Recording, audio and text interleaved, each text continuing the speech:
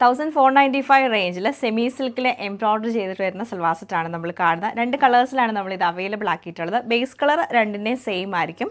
ഇതിൽ നമുക്ക് വരുമ്പോഴത്തേക്ക് ഓഫ് വൈറ്റും നല്ലൊരു പിങ്കും ഗ്രേയും കൂടെ മിക്സ് ചെയ്തിട്ട് വരും. ഇതിൽ വരുമ്പോഴത്തേക്ക് ഓഫ് വൈറ്റും ഗ്രീനും ലൈറ്റ് ഒരു ബ്ലൂയിഷ് ഷെയ്ഡിലാണ് വന്നേക്കുന്നത്. ഇതിൻ്റെ പാറ്റേൺ നമുക്ക് വരുമ്പോഴത്തേക്ക് നെക്ക് പാറ്റേൺ നല്ല യൂനെക്ക് പാറ്റേൺ വന്നിട്ട് യോക്ക് ഫുള്ളായിട്ട് നല്ല രസമായിട്ടുള്ള നല്ല ഫൈൻ ആയിട്ടുള്ളൊരു മിഷൻ എംബ്രോയ്ഡറിയാണ് ചെയ്തേക്കുന്നത്. അതിൽ കുഞ്ഞു കുഞ്ഞു സ്വീക്വൻസ് വർക്ക് കൊടുത്തിട്ടുണ്ട്. ഗ്രേയും പിങ്കും പീച്ച് കളർ കോമ്പിനേഷനിൽ വരും.